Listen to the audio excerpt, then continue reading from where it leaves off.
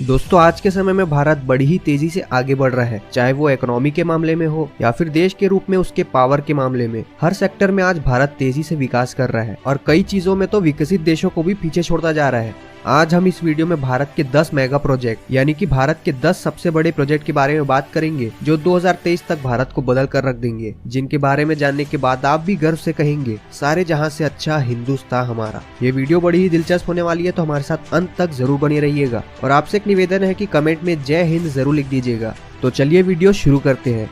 भारत माला project. दोस्तों ये परियोजना देश का ऐसा रूप बदल देगी कि देश में दूर से ही विकास दिखाई देगा। इस पर 2018 से ही काम चल रहा है। ये परियोजना राष्ट्रीय राजमार्ग के विकास के लिए बनाई जा रही है। इस परियोजना में बंदरगाहों, सड़क और राष्ट्रीय गलियारों को बहुत ज्यादा बेहतर बनाना शामिल है। इसका उद्देश्य कनेक्टिविटी को बढ़ावा देना है। इसमें 83,677 किलोमीटर सड़कें बनाने का लक्ष्य रखा गया है। इस प्रोजेक्ट से इकोनॉमिक कॉरिडोर, बॉर्डर एरिया और रिमोट एरिया जोड़ने का काम होगा, जिससे भारत के एक्सपोर्ट को मदद मिलेगी। साथ ही इस प्रोजेक्ट में होने वाले डेवलपमेंट से मजदूरों को रोजगार मिलेगा। इस योजना के पूरे होने के बाद करीब 22 मिलियन रोजगार पैदा होने की संभावना है।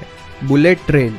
भारत ने जापान के साथ समझौता करने के बाद मुंबई से अहमदाबाद के बीच जापानी तकनीक से बुलेट ट्रेन शुरू करने की घोषणा की थी और सितंबर 2017 में इस प्रोजेक्ट की शुरुआत कर दी गई थी और अब इस परियोजना के 2023 तक पूरा होने की उम्मीद की जा रही है। ये प्रोजेक्ट भारत के लिए बहुत बड़ा प्रोजेक्ट साबित होने वाला है। इस ट्रेन की रफ्तार 320 किलोमीटर प्रति घंटे की होगी और जहाँ अभी अहमदाबाद से मुंबई का सफर बस से 9 घंटे और ट्रेन से 6 घंटे का है, वही बुलेट ट्रेन से इस सफर को 2 घंटे 7 मिनट में पूरा किया जा सकेगा। इस प्रोजेक्ट में लगभग 25,000 करोड़ रुपए की लागत होगी। सरकार का कहना है कि इस प्रोजेक्ट की सफलता के बाद भारत के बाकी शहरों में भी इस ट्रेन की शुरुआत की जाएगी। आदित्य L1। दोस्तों इसरो बिना किसी रुकावट के पूरे समय सूरज को ऑब्जर्व करने और उसके डेटा को इकट्ठा करने के लिए आदित्य L1 नाम के प्रोजेक्ट पर काम कर रहा है। ये भारत का पहला मिशन होगा जो कि सिर्फ सूरज का अध्ययन करने के लिए होगा। इस प्रोजेक्ट के तहत भारत इस आदित्य L1 सैटेलाइट को सूरज और पृथ्वी के बीच भेजेगा। ये प्रोजेक्ट काफी मुश्किल भी है क्योंकि सूरज का अध्ययन कर पाना इतना आसान नहीं है, क्योंकि सूरज के पास के जो कंडीशन है वो एक सैटेलाइट के लिए इतने अच्छे नहीं है। तो इस मिशन में अगर छोटी सी भी दिक्कत आती है तो ये मिशन पूरी तरह से बर्बाद भी हो सकता है। पर अगर ये मिशन सक्सेसफुल रहा तो ये मिशन दुनिया भर में भारत की बहुत बड़ी अचीवमेंट बन जाएगी और भारत के पावर का डंका पूरी दुनिया भर में बजेगा। World's longest electric highway. दोस्तों अब हमारे देश में इलेक्ट्रिक हाईवे बनने वाला है, वो भी दुनिया का सबसे लंबा इलेक्ट्रिक हाईवे, जिसकी लंबाई लगभग 1300 किलोमीटर की होगी और इस एक्सप्रेस वे पर लगभग 350 किलोमीटर का काम हो चुका है। अभी हाईवे में 8 लेन बनाए जा रहे हैं। इसके अलावा 4 लेन और बढ़ाए जाएंगे, 2 जाने के लिए और 2 आने के लिए, और ये चारों लेन सिर्फ इलेक्ट्रिक वाहनों के लिए ही होंगे। पूरे रूट पर 92 यानी 92 स्थानों पर इंटरवल स्पॉट डेवलप किया जाएगा, जहाँ पर लोग अपनी गाड़ियों को चार्ज कर पाएंगे। ये देश का पहला एक्सप्रेस वे होगा जिसमें डेडिकेटेड इलेक्ट्रिक व्हीकल 4 लेन होगी। सड़क और परिवहन मंत्री नितिन गडकरी ने बताया कि इस एक्सप्रेस वे का काम जनवरी 2023 तक कंप्लीट हो जाएगा। इसके पूरे तैयार हो जाने से समय तो बचेगा ही, साथ ही प्रदूषण को कम करने में भी काफी मदद मिलेगी। इस प्रोजेक्ट की लागत लगभग 1 लाख करोड़ की है। आपको बता दें कि वर्तमान में दुनिया का सबसे लंबा इलेक्ट्रिक हाईवे बर्लिन में है, जो कि सिर्फ 109 किलोमीटर लंबा है। और अगर हमारे सरकार की योजना सफल होती है तो हमारे भारत के पास होगा दुनिया का सबसे लंबा इलेक्ट्रिक हाईवे। इसी बात में एक लाइक तो बनता है दोस्तों। कच्ची दरगाह बिदुपुर ब्रिज। ये ब्रिज आने वाले समय में बिहार में एक पहचान के रूप में उभरेगा। ये ब्रिज बनने के बाद भारत का दूसरा सबसे बड़ा वाटर ब्रिज होगा, जो कि 9.76 किलोमीटर लंबा होगा। इस ब्रिज के बनने की शुरुआत साल 2015 में हुई थी, जिसके पूरे होने का अनुमान 2023 तक लगाया जा रहा है। ये ब्रिज पटना की कच्ची दरगाह से बिदुपुर तक जाएगा। इसके बन जाने के बाद महात्मा गांधी सेतु का लोड करीब आधा हो जाएगा। पटना से बिदुपुर जाने के लिए अभी एकमात्र महात्मा गांधी सेतु पुल ही है। ये पुल अंग्रेजों के द्वारा बनवाया गया था और इस समय इस पुल की हालत काफी खस्ता हो चुकी है, जिसकी वजह से यहाँ घंटों जाम लगता है। साथ ही आए दिन सड़क दुर्घटनाएं भी होती रहती है। कच्ची दरगाह बिदुपुर ब्रिज बनाने की लागत करीब 3,115 करोड़ रुपए की बताई जा रही है।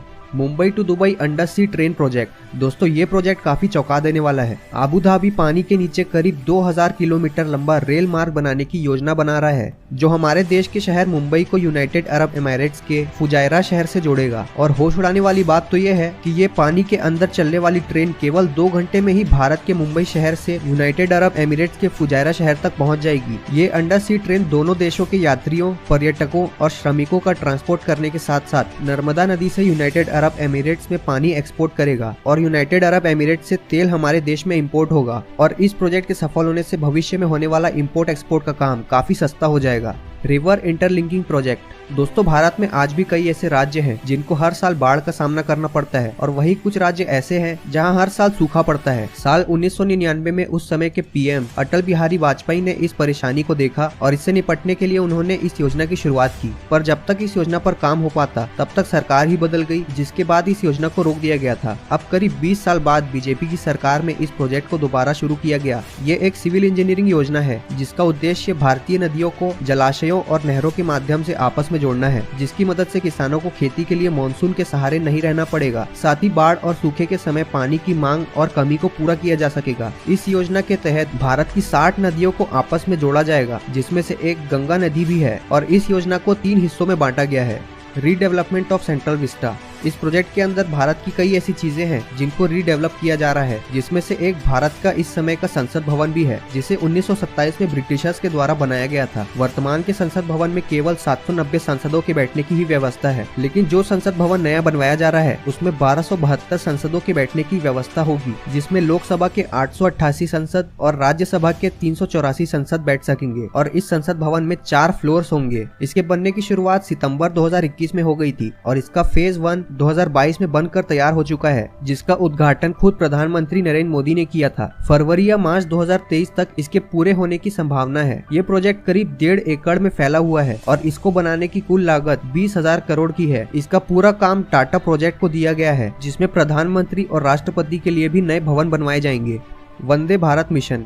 दोस्तों वंदे भारत की पहली ट्रेन साल 2019 में नई दिल्ली से बनारस चलाई गई थी और दूसरी ट्रेन नई दिल्ली से वैष्णो देवी मंदिर के लिए चलाई गई थी और दोनों ट्रेन की अगर बात करें तो दोनों ही ट्रेन पूरी तरह से सफल रही और अब सरकार ने करीब 500 वंदे भारत ट्रेन चलाने का लक्ष्य रखा है और इसकी मदद से पुरानी रेलवे ट्रेन जैसे राजधानी और शताब्दी से वंदे भारत ट्रेन को रिप्लेस किया जाएगा, जिसकी मदद से रेलवे में नए रेवेन्यू देखने को मिलेंगे। प्रोजेक्ट हिमांग।